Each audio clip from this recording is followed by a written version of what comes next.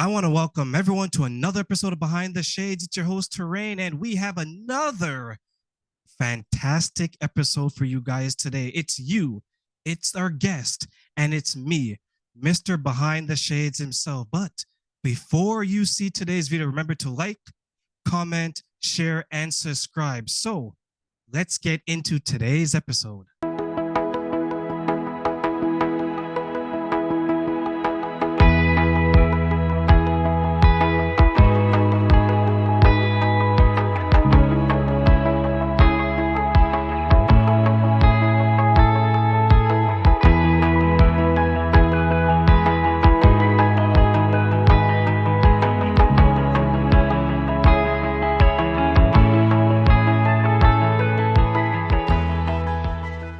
Your journey with food.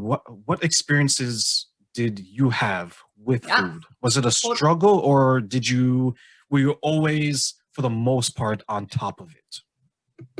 I would say both. So I grew up in a home where there were not really any bad foods. Yes, we had dessert and it was dessert. It was something that you had all the time. But I like physically I grew up in a slimmer body type. That's just like what I've always had.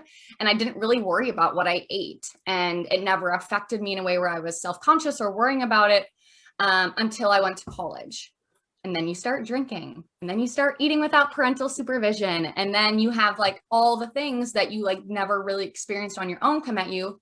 And I gained weight, and I was like, oh my god, like I have to actually pay attention to all of this stuff. And I grew up playing sports, so movement has always been ingrained in me, and I love it. And but I would use it. I would use movement as a way to deal with stress, a way to run away from my problems. So maybe not in the like most healthiest of ways to use movement. Um, so through there, towards the end of college, I found out about MyFitnessPal, and I was like, this, and I'm the, like a type A, love control, like that type of person, very big Capricorn energy, and I loved it. I loved that I could control everything that went into my body. I love that I could see the calories that I burned when I worked out to make sure that I was within my range. And I never like thought that I was a dieter or that I had been in this culture until now, looking back, and I was like, oh my god, like you were in this.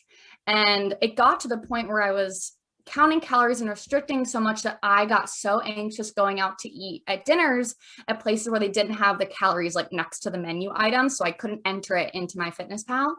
And and so I would only go to places where you could see the calories, where I could know what I was doing, or I would work out extra hard to burn enough calories to account for the discrepancy that I would have if I was entering it on my own. And I went to the Institute for Integrated Nutrition to become a health coach. And I was literally listening to a lecture, eating a salad that I had already entered into MyFitnessPal. And I don't remember exactly what the lecture was on, but I had this like total light bulb moment of, you already entered the salad into your MyFitnessPal, so you can eat it all. And I realized halfway through, I was like, you're full.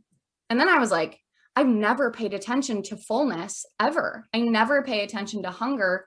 I just do it because I've already, sometimes I in the morning would just put in all my calories for the whole day and then just eat it. And if I was done by 5, but I had no calories left, like that would be it. I wouldn't eat anymore.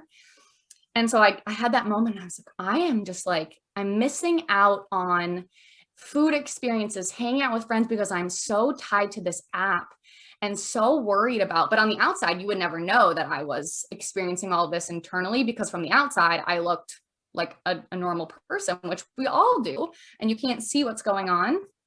And so I was like, okay, I'm going to not use MyFitnessPal for 3 days. I'm not going to delete it. I'm just going to put it in the back of my phone and like see what happens. Lo and behold, everything was fine. And I didn't gain 5 pounds. I didn't like all the fears that I had going into this. And that was 2 years ago that I stopped. And I haven't like I have no idea how many calories I eat in a day right now. Some people ask, and I'm like, I literally couldn't tell you. I have no idea. But I like it that way. I like that I'm not tied to the numbers and all of that. So once I stopped, and then I started moving in a way that felt good, not just like, let me go to the workouts that I know are going to make me burn the most calories so I can eat more. I started to be able to use movement to feel good and not be so tied up in the numbers, and get to a place where the food that I'm eating makes me feel good. And that's truly like the how I make all of my food choices. Like for breakfast this morning, I just finished oats with banana and chocolate chips and peanut butter. It was basically a Reese's peanut butter cup in a bowl. And like I feel really good, but me counting calories probably wouldn't have had that. And the next time I let myself have chocolate, I would have had the whole entire bag. Whereas now I don't feel like I have to do that anymore because it's not off limits.